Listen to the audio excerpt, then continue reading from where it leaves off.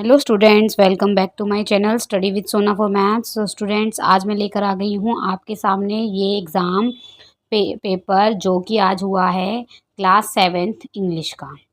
ठीक है, आप देख सकते हैं मेरे पास इसमें दोनों शिफ्ट हैं, गर्ल्स एंड बॉयज़ दोनों का क्वेश्चन पेपर मेरे पास है और उसका सोल्यूशन मैं आपको सिर्फ 5 मिनट में बताने वाली हूँ। सबसे पहले देखेंगे, हमें पैराग्राफ गिवन है यहाँ पर, तो इसका option number D is correct होगा। हमें सिर्फ फास्टली आंसर्स चेक करने हैं कि हमारे आंसर्स सही हैं या नहीं। तो मैं आपको यहाँ पे बता रही हूँ।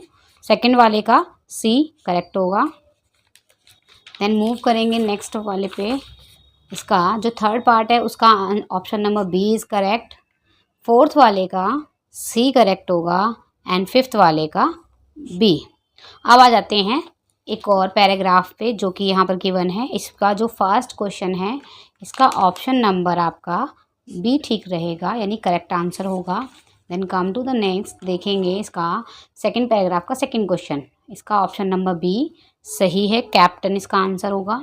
एंड थर्ड वाले पे जाएंगे तो थर्ड वाले का है B, option number B, excellent wicket keeping skills. And fourth वाले का है डी पार्ट, हार्ड हिटिंग, इसका सही होगा। देन फिफ्थ वाले का होगा win many matches and tournaments, A part is correct one. अब इसके और सेक्शन नंबर बी पे आ जाते हैं जो कि राइटिंग स्किल्स हैं, वो आपको खुद लिखनी होगी और आपने लिखी भी होगी। I love my pet dog, तो इसमें आपके पास कुछ हिंट भी गिवन है, वो आपने किए होंगे, होपफुली आपने किया होगा। अब मूव करते हैं नेक्स्ट पे। आप देखो यहाँ पर एक पिक्चर गिवन है, इसमें से पिक्चर को देखकर आपको आंसर करने थे। ठीक है, आप कर सकते हैं। आपने क्या क्या आंसर लिखा होगा देखते हैं इसका। देखो सी सेक्शन पे आ जाते हैं। फिफ्थ वाले का है ए पार्ट, मतलब फिफ्थ वाले का ए पार्ट का क्या आंसर होगा, is. The cat is sleeping on the bed. Second है आई एम, आई के साथ एम यूज़ होगा यहाँ पर, doing my exam right now. And third वाले का आंसर क्या होगा, आर। यहाँ पर इज गलत है, ये आपको आर लगाना होगा। They are playing scooter in the park, sorry scooter नहीं, सॉकर्स है। एंड फोर्थ वाला होगा वी के साथ हैव आएगा यहाँ पर। एंड फिफ्थ वाले में वॉज आएगा। देखते हैं अभी इसका एक और पार्ट गिवन है और अभी क्वेश्चन नंबर 6 पे हैं हम। देखिए यहाँ पे आपको अपोजिट वर्ड करने हैं, अपोजिट वर्ड। क्लीन का डर्टी, क्लोज का ओपन, ओल्ड का न्यू। आप देख रहे हैं ओल्ड का न्यू। एंड बिटर का स्वीट होगा, कड़वे का मीठा होता है ना।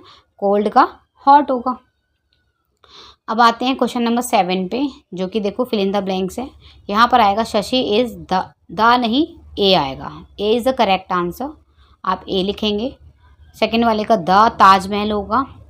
आई read an interesting, A N, N आएगा यहाँ पर। और film city is situated in dash, यहाँ पर कुछ भी नहीं आएगा। कुछ बच्चों ने यहाँ पर द भी आंसर दिया है, सिचुएटेड इन द, बट आगे आंसर कुछ में कुछ लिखा ही नहीं है। अब इसके मैचिंग वाले पार्ट पे आएंगे तो देखिए मैचिंग वाले पार्ट में क्या गिवन है, यहाँ पे सिर्फ मैचिंग करना है। तो फर्स्ट वाले का option number C is correct होगा, सेकंड का डी, थर्ड वाले का ए एंड फोर्थ वाले का बी। यहाँ पर ये करेक्ट हो जाएगा। मूव करते हैं नेक्स्ट वाले पे, यानी आपका डी सेक्शन जो कि लिटरेचर का है। यहाँ पर 3 क्वेश्चन गिवन है और इनके आंसर आप लिख दोगे। देखो, where did the hermit live, hermit कहाँ रहता था, तो यहाँ पे the hermit lived in a wood which is never left, इसका आंसर होगा। और यहाँ पर ये सेकंड वाले का king choose to wear ordinary cloth to look like a simple people, इसका आंसर क्या होगा, सिंपल पीपल होगा। और थर्ड वाले का आपको सिर्फ 3 क्वेश्चन लिखना है। हाउ मेनी क्वेश्चंस, ये पूछ रहे कितने क्वेश्चंस थे, तो उस चैप्टर का नेम ही है द 3 क्वेश्चंस, तो यहाँ पे 3 क्वेश्चंस आएगा। अब फोर्थ जो 10th वाला क्वेश्चन है ये 2-2 मार्क्स का है और इसमें क्या करना था, एक ये पोम दी हुई है। तो यहाँ पे फर्स्ट वाले का आंसर स्क्वेरल होगा, यानी डी पार्ट करेक्ट होगा। सेकंड वाले का आपका भी इधर भी डी वाला होगा, क्वेश्चन मार्क। एंड थर्ड वाले का क्या होगा, B, test and play, sorry tease and play is the correct answer. ये हो गया आपका क्वेश्चन पेपर कंप्लीट। और यहाँ पर भी आपको कुछ क्वेश्चंस दिए थे जो कि आपने इसको डेफिनेटली लिख लिया होगा। होपफुली ये आपको समझ में आया क्वेश्चन पेपर। अब करते हैं नेक्स्ट वाला क्वेश्चन पेपर जो बॉयज़ की शिफ्ट में आया था, उसके आंसर्स देखते हैं। फ्रेंड, ये है सेकंड पेपर, यानी कि ये बॉयज़ शिफ्ट का है। इवनिंग शिफ्ट में बॉयज़ का जो एग्ज़ाम हुआ था इंग्लिश का क्लास 7th का। तो देखते हैं इसके आंसर्स क्या थे। सबसे पहले मैं बता दूं आपको, जिसका पैराग्राफ गिवन है तो इसका फर्स्ट वाले का जो ऑप्शन सी है वो करेक्ट है। देखिए आप, C is the first correct answer, 1 Feb 2003। Then move करेंगे नेक्स्ट वाले पे। अब देखेंगे इसका सेकंड क्वेश्चन क्या पूछा हुआ है, इसका हमारा सही आंसर होगा 7% थे जो स्पेस में गए हुए थे। और थर्ड वाले का option B is correct answer. Then fourth वाले का सी एंड फिफ्थ का सी। देखिए ये तो हमारा पैराग्राफ था। Then come to the next second paragraph पे आते हैं तो फर्स्ट वाले का बी ऑप्शन सही है। आप चेक कर लीजिए कि आपने कितने क्वेश्चन सही किए हैं और कितने गलत। इसीलिए मैं आपको सिर्फ इसके आंसर्स पे ही टिक करा रही हूँ, डायरेक्टली एक्सप्लेन नहीं कर रही हूँ, ताकि बच्चे कंफ्यूज ना हो, उसमें टाइम लगेगा। और बच्चे बस ये चाहते हैं कि जल्दी से उन्हें कोई आंसर्स बता दे और वो अपने क्वेश्चन पेपर को मैच कर ले, ताकि उन्हें पता चल जाए कितने मार्क्स हैं। थर्ड वाले का सी ऑप्शन इज़ करेक्ट, इसका फोर्थ का सी करेक्ट है। मूव करते हैं, देखो नेक्स्ट वाले पे। Good habits help us to grow as, इसका ए ऑप्शन इज़ करेक्ट, इसका ए ठीक रहेगा। और यहाँ पर देखो ये fill in the blanks given है, एक स्टोरी के बेस में दिए हुए हैं। होपफुली आपने ये कर लिया होगा, नहीं किया है तो आप मुझे कमेंट बॉक्स में लिख के बताएं और मैं आपको ये कराऊंगी। अब यहाँ पर ये देखो, आपको क्या करना था, यहाँ पर पैराग्राफ लिखना था किसी एक टॉपिक पर। अब इसका जो सी सेक्शन है उसमें देखना है क्वेश्चन नंबर 5 में फिल इन द ब्लैंक्स है। देखो द सन राइजेज होता है हमेशा, सन राइजेज। सेकेंड वाले का है डी ऑप्शन, थर्ड वाले का सी, फोर्थ वाले का बी, फिफ्थ का ए। अब यहाँ पर क्वेश्चन नंबर जो 6 है वो देखिए आप।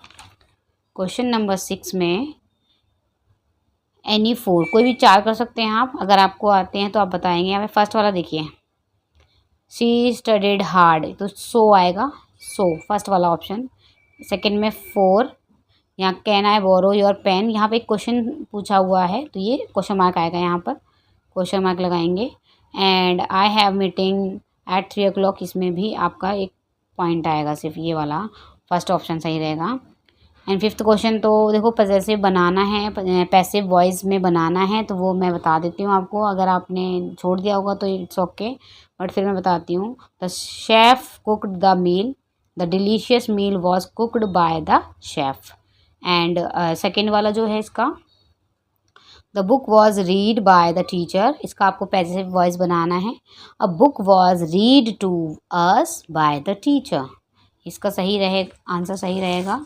देन मूव करते हैं हमारे क्वेश्चन नंबर 7 पे। आप देखिए यहाँ पर ये भी फिल इन द ब्लैंक्स के रूप में दिया हुआ है, बट आपको इसके अपोजिट बताना है। जो वर्ड पे अंडरलाइन किया ना उसका अपोजिट बताना है। जैसे स्मॉल का बिग बताना है, एंड लेफ्ट का राइट होगा। स्टूपिड का आप इंटेलिजेंट करेंगे, यहाँ बच्चे ने स्मार्ट किया है बट ये नहीं है, इंटेलिजेंट लिखेंगे इसका आंसर। और डिफ़िकल्ट का इजी। क्वेश्चन नंबर 8 पर देखेंगे आप, ए का जो होगा एन आएगा। एन ऑनेस्ट बॉय होता है, ना कि ए ऑनेस्ट, इस बच्चे ने गलत किया हुआ है। ये मेरा एक स्टूडेंट है, बड़ा नोटिस है, तो आंसर कुछ गलत भी करके आया है। I bought dash book yesterday, a लगाना है, a book yesterday. The moon होता है, the moon moves around the earth, ये होगा। The Taj Mahal is situated in dash the Agra, okay, हमें द आगरा लिखना है। अब आप देखेंगे यहाँ पे डी सेक्शन में क्या करना था, यहाँ पर भी आपको एक पैराग्राफ गिवन है और उसके आंसर्स आपको देने हैं।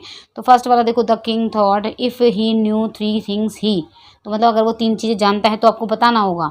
तो मतलब कौन से जो किंग था वो 3 कौन से क्वेश्चन उसके माइंड में आते थे। तो एक तो मुझे अभी याद ही आ रहा है, what is the right time to begin something, मतलब मैंने ये लिख दिया है यहाँ पर कि एक क्वेश्चन ये था कि किस समय पर हमें कोई काम स्टार्ट करना चाहिए, वो कौन सा सही राइट समय होता है।